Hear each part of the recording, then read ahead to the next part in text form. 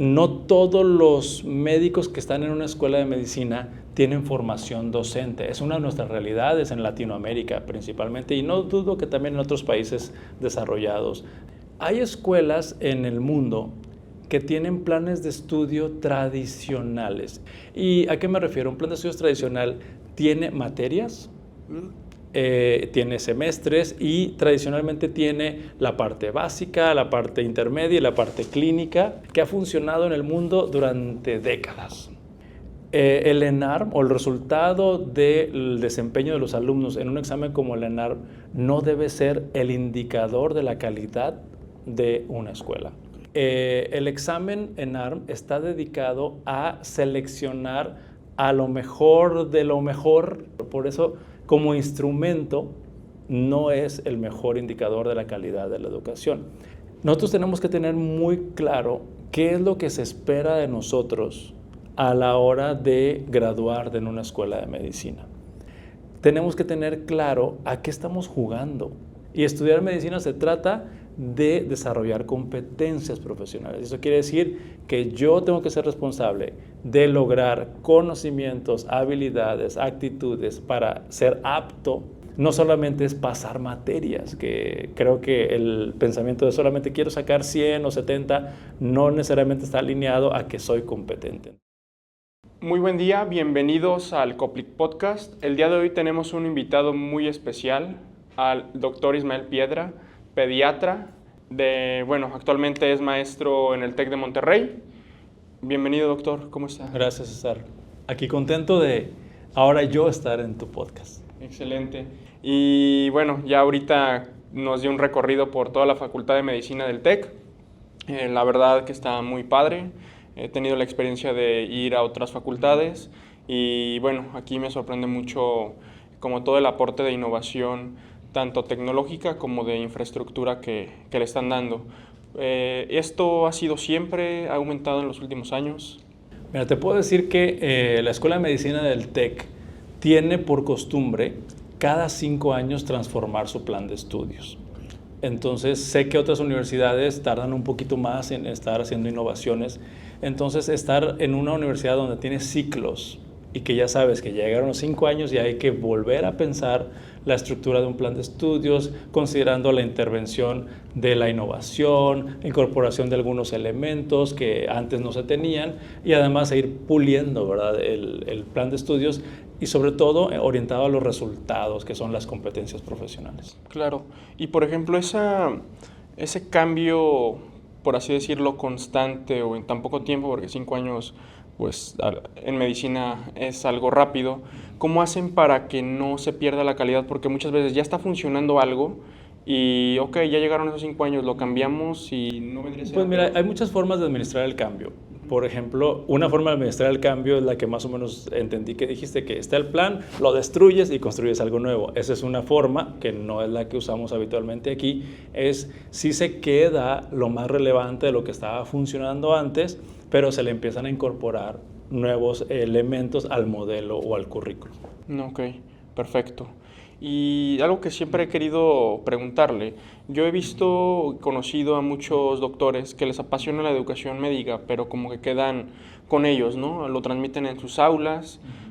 Con usted veo que lo transmite a otros docentes, a otras facultades. ¿Cómo nace como ese amor por la educación? Pues fíjate que mi historia con la educación está desde etapas tempranas de mi vida, donde te puedo decir que realmente el modelo que tengo es en casa. Mi mamá es maestra, pero ella es maestra en contaduría, en contabilidad. Entonces yo veía cómo ella daba clases y veía cómo hacía las cosas y creo que ese fue para mí uno de los motores y posteriormente pues también descubrí que tengo ciertas habilidades docentes y ahí a través de la educación médica, uniéndome a diferentes profesores que han sido grandes inspiradores para mí, me fui ya metiendo al tema ya pues formal, ¿no?, de la educación y a través de diferentes redes sociales como la que tú participaste hace algunos meses, pues me dedico a difundir aspectos relacionados a la educación médica para inspirar, para mover a la reflexión y si se puede para transformar la experiencia de los estudiantes en el aula de clases. Claro. Y por ejemplo, ¿Usted de dónde aprende esto enfocado? Porque luego hay muchos doctores o estudiantes de medicina que tienen esas ganas por mejorar en ese ámbito educativo, aprender de mejor forma, pero no saben dónde buscar, ¿no? Pues definitivamente en el mundo de la educación médica nos topamos con que no todos los médicos que están en una escuela de medicina tienen formación docente. Es una de nuestras realidades en Latinoamérica principalmente, y no dudo que también en otros países desarrollados está en la misma situación. Sin embargo, hoy en día, en la segunda década del siglo XXI, se trata de que más docentes tengamos formación pedagógica y pues educación continua para ir mejorando y puliendo esas habilidades docentes que ahora ya se les llama competencias docentes para poder responder a las necesidades que se tienen hoy en día en los programas de las escuelas de medicina. Ok, perfecto. Y justo en toda esta parte de innovación en educación, hay universidades como el TEC que siempre buscan la vanguardia, quizás otras no tanto. ¿Usted cómo definiría a una escuela que quiere mejorar en innovación en educación médica? Mira, yo me voy a ir a un ladito de la pregunta que acabas de hacer para decir lo siguiente. Hay escuelas en el mundo que tienen planes de estudio tradicionales, y uso la palabra tradicional para en ningún momento sugerir algo despectivo o minimizarlo, simplemente es un plan de estudios tradicional. ¿Y a qué me refiero? Un plan de estudios tradicional tiene materias, tiene semestres y tradicionalmente tiene la parte básica, la parte intermedia y la parte clínica. Ese sería el modelo tradicional que ha funcionado en el mundo durante décadas. Entonces, los modelos modernos de educación médica tienen planes de estudios, o se les llama currículums, que es un poco más amplio, es un ecosistema más completo, integrado, donde de los primeros semestres ya hay integración clínica. No estamos diciendo que enseñan clínica, sino que hay integración, se les da una pincelada, se les da un contexto para que los alumnos desde temprano entiendan dónde ese conocimiento que se está aprendiendo en las bases se va a aplicar más adelante.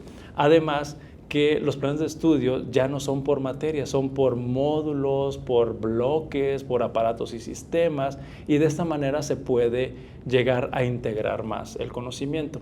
¿Por qué digo esto? Porque en el pasado se creía que si tú llevabas anatomía, fisiología, bioquímica, histología, embriología, o sea, esas materias que son las básicas que todo el mundo conocemos, se pensaba que pues ese conocimiento se te iba a quedar y tú, como por arte de magia, lo ibas a integrar y ya lo ibas a usar y aplicar en el contexto con el paciente.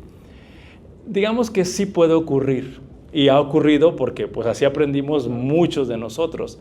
Sin embargo, hoy, basado en evidencia y en teorías de la educación y como aprenden los adultos, pues se sabe que la educación hoy es más sólida si lo aprendes en un contexto, si aprendes, si le pones la aplicación del conocimiento, y además si desarrollas habilidades o competencias, que quiere decir que ya integras tus conocimientos con tus habilidades, con tus actitudes profesionales, y te sirven para hacer muchas cosas. Entonces, creo que los modelos modernos ya tienen ese contexto que te estoy diciendo, ya integrado y no tradicional por materias que no se relacionan una con otra. Y además, a lo mejor tú te has topado, porque yo sé que recorres muchas escuelas de medicina, además tu experiencia propia, que los profesores que están en un plan de estudios tradicional regularmente no se fijan en qué otras materias acompañan a la tuya. Digamos, si yo doy anatomía, yo no me fijo en qué enseñan en bioquímica ni en histología, entonces yo nada más enseño anatomía y me voy por ahí. En cambio, un modelo integrado, yo podría ser más consciente de que, mira, en mi módulo te voy a enseñar esto para que cuando vayas al siguiente vas a usar, entonces ya conecto. ¿Me explico? Entonces, sí, claro. En uno están por cajitas y el otro está integrado. Por eso son completamente diferentes. Claro, los dos modelos forman médicos muy buenos, sin embargo, la experiencia de aprender y los resultados del aprendizaje creo que sí son diferentes. Sí, correcto, porque, bueno, yo por ejemplo aprendí de la forma tradicional y yo veía que en este tipo de materias, no sé, anatomía, bioquímica, las sentía como muy aisladas, como si fuera yo, vaya, no sé, como si estuviera haciendo un experimento controlado, es esa materia, pero luego ya llegando a las materias clínicas me quedaba analizando. ¿por qué no lo integramos desde el inicio si al final de cuentas la experiencia del médico no es que me va a llegar un caso aislado de anatomía, de bioquímica, de pediatría, sino es un conjunto de habilidades que justo como lo menciona, que tengo que tener competencias para resolver esas cuestiones? Y después viene algo bien interesante, el conocimiento. ¿Cómo logra el alumno o qué métodos usted ha visto para tener el conocimiento, ya sea obviamente en la memoria? Yo cuando digo memoria o memorización, quiere decir que el alumno pueda acceder a ese conocimiento para poder resolverlo, no como que recite algo sin sentido. El alumno, ¿cómo puede lograr tener un entendimiento de los temas? Mira, aquí también nos tenemos que referir a esas teorías de diseño curricular a los que me estoy refiriendo. Y el modelo tradicional, valga la redundancia, tradicionalmente se enfocaba en la memoria, en ver cuánto retenías de todo lo que te estoy enseñando.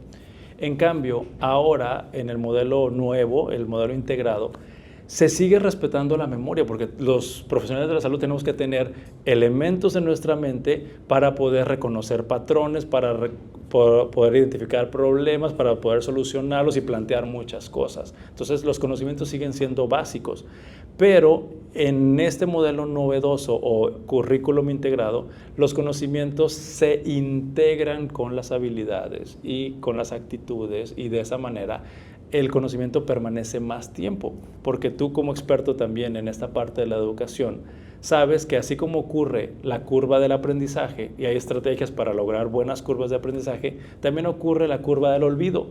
Y eso es normal. Todos los seres humanos, si no usamos algo, si no lo vemos tangiblemente en nuestro día a día, pues nuestro cerebro es eficiente y va a recordar lo que sirve y va a tender a olvidar lo que no se usa. Entonces, por esa razón, el conocimiento integrado, con estrategias didácticas que favorezcan esta integración y la aplicación del conocimiento, son las que pueden ayudar mejor a la retención. Claro. Y bueno, también he visto que hay muchas facultades de medicina que quieren pasar de un modelo tradicional a uno ya más integrador con competencias. ¿Usted qué le recomendaría? ¿Qué necesitan tener? ¿Qué departamentos para poder hacer esa transición y reestructurar todo? Es una muy buena pregunta, porque no hay una fórmula mágica para lograrlo, pero sí te puedo decir que con base a las experiencias de otras universidades, al migrar de un modelo tradicional a un modelo integrado, se requieren varios años, se requieren muchas sesiones, porque también hay que aprender a renunciar muchas veces, y aquí los médicos nos cuesta mucho renunciar porque quieren que te sepas el libro del índice hasta la bibliografía completito, y realmente hoy en día se sabe que no hay que saberte todo, sino hay que saberte lo más relevante que tenga significado clínico y que puedas aplicar para que el conocimiento se quede. Y claro, va a haber en la medicina y todas las áreas de la salud más etapas para irte especializando en algunos temas y que seas el experto de expertos en los detalles.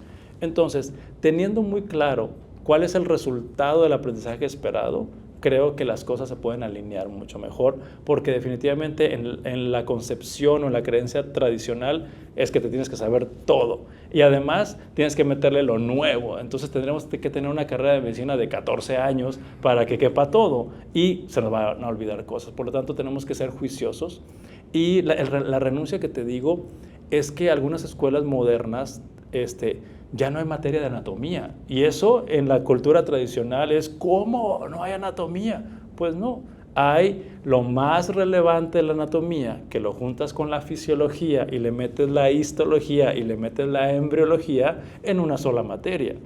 Por ejemplo, se puede llamar la materia ahora, o el bloque, estructura y función.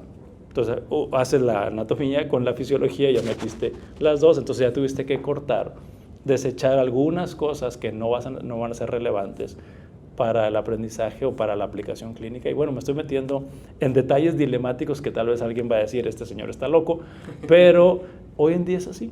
Sí, y justo yo lo veo porque, por ejemplo, usted como ya no lo cuenta, ya es como el sándwich preparado, o sea, nada más listo para que el alumno lo coma, porque en otra cuestión es el alumno, a lo mejor anatomía es el pan, histología es la lechuga, él lo tiene que armar, y a lo mejor no todos van a poner primero el pan que la lechuga, que suele, o sea, ser sentido común, a lo mejor ponen primero la lechuga y luego el pan. Entonces los conocimientos pues no quedan tan bien permeados, porque yo lo veía. y más en los primeros años. Hacer esa transición de la preparatoria a la universidad, cuando es medicina, es un gran cambio. Un paso grande. No sabes estudiar, no sabes a veces comprender, analizar, y cómo esperamos hacer esa integración, pues justo ya esperaríamos que la universidad lo haga. Por ejemplo, ¿el TEC siempre ha tenido este sistema integrador o en su momento manejó? Pues tenemos más de 15, cerca de 20 años con estos planes diferentes. Ok.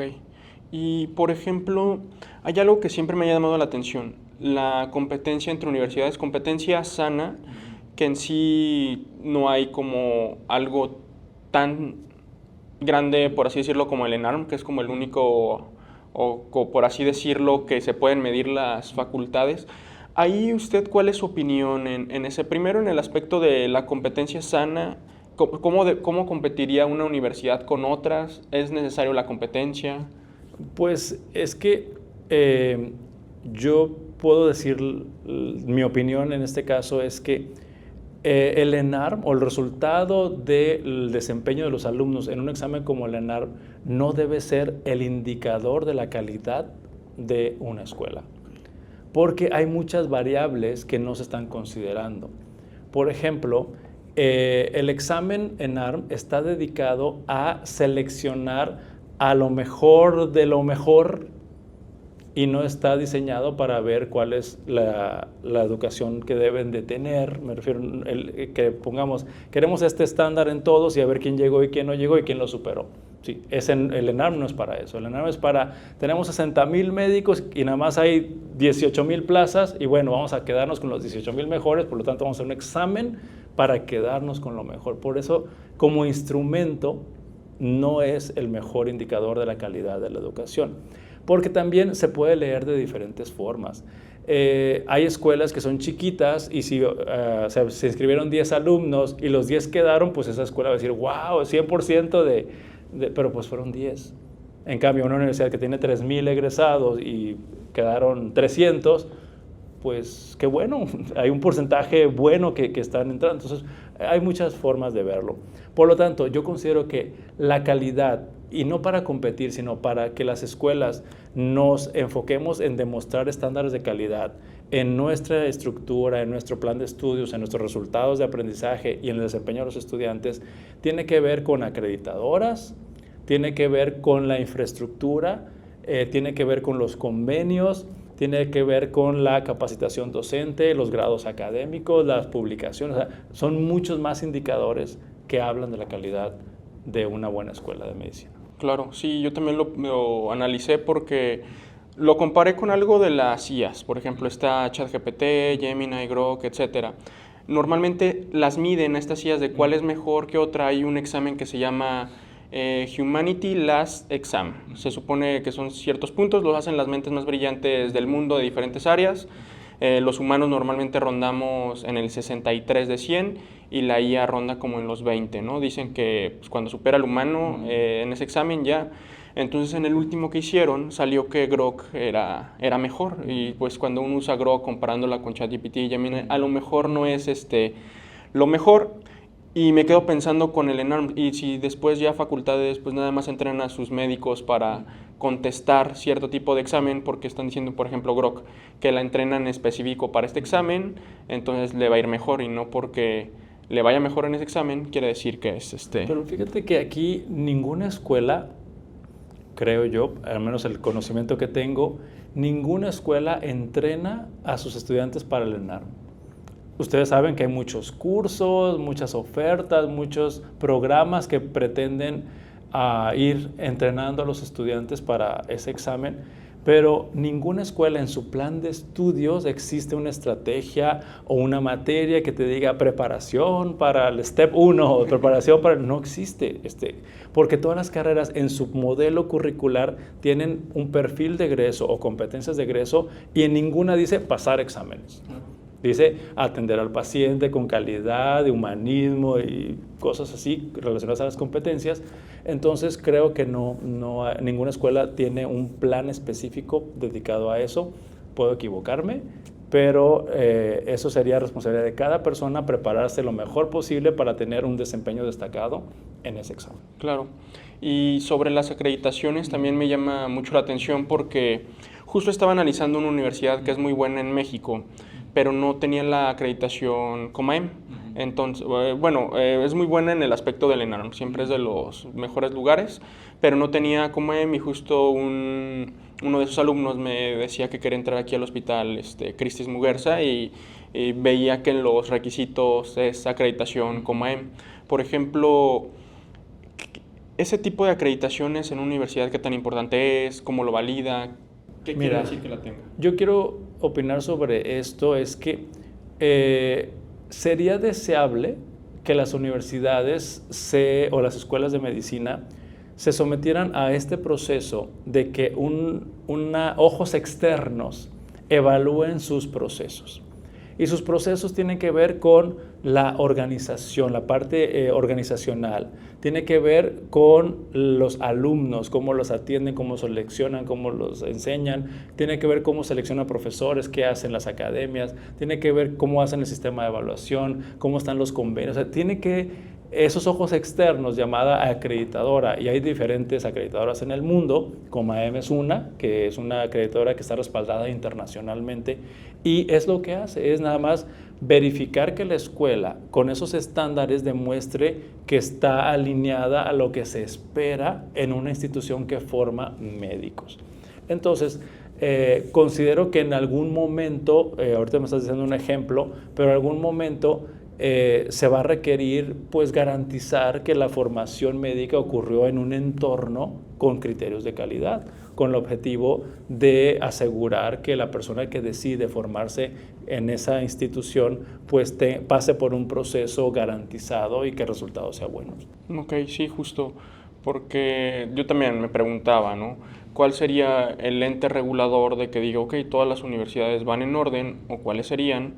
¿Y aquí en México existe algo más que COMAEM o es...? Lo que no tenemos ahorita es una institución que te diga, no cumples, te cierro. O sea, no, a lo mejor la Secretaría de Educación Pública pudiera llegar a tener algunas atribuciones de esa naturaleza, pero además de que existe la acreditadora COMAEM, también existe la Secretaría de Educación, donde si tú quieres abrir una escuela, tienes que tener autorización del país o del gobierno y tienes que demostrar ciertos estándares, que también son parecidos a la de la acreditadora, para que te acepten y tengas una validez de tus estudios como universidad. Entonces, existen estos dos. Uno es para autorizar la apertura de un programa académico y la otra es para que estés demostrando cada 5 años que tus procesos se están actualizando y yendo hacia la mejora, como es una acreditación.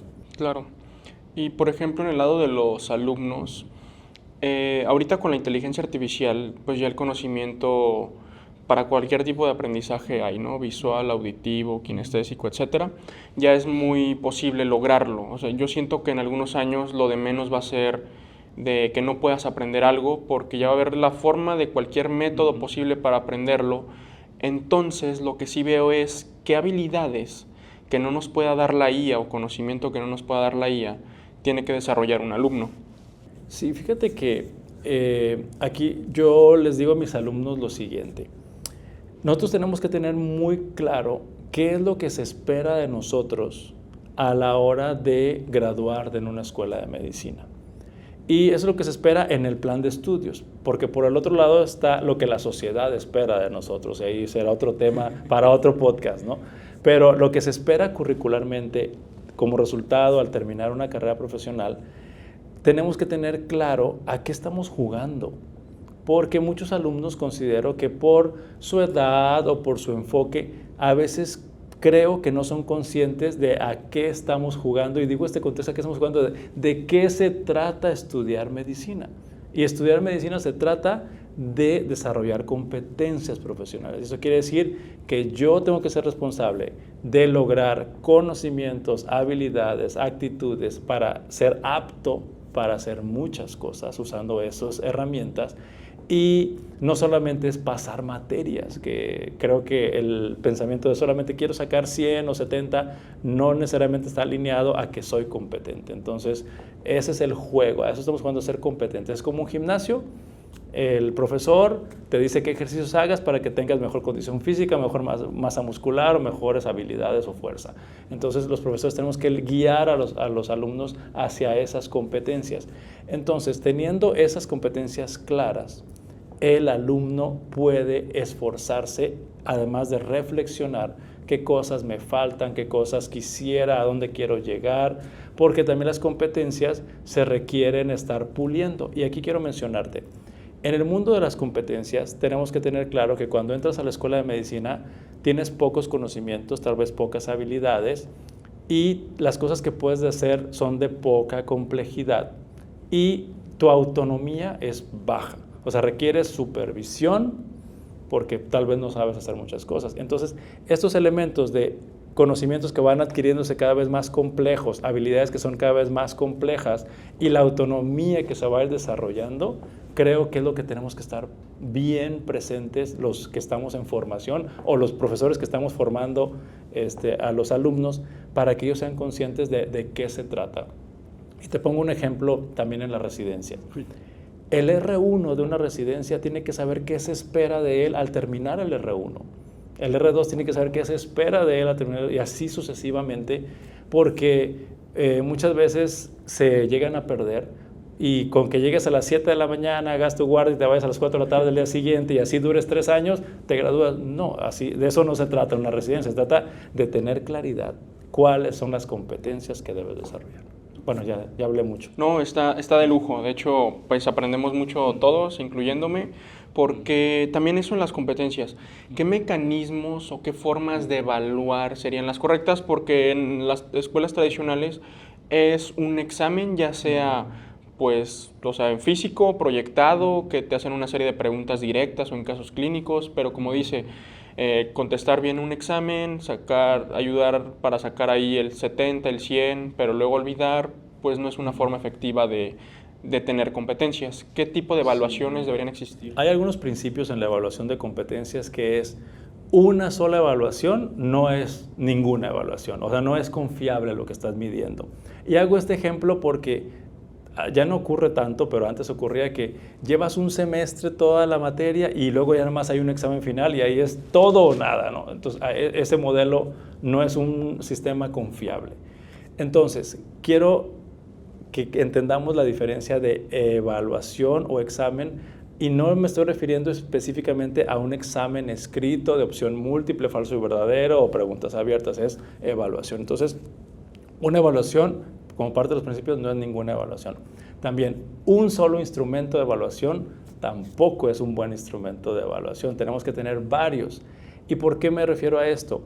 Porque el examen de opción múltiple sigue siendo muy valioso para medir conocimientos o la aplicación de conocimientos. Pero el examen de opción múltiple se queda corto para medir actitudes profesionales y habilidades clínicas o competencias.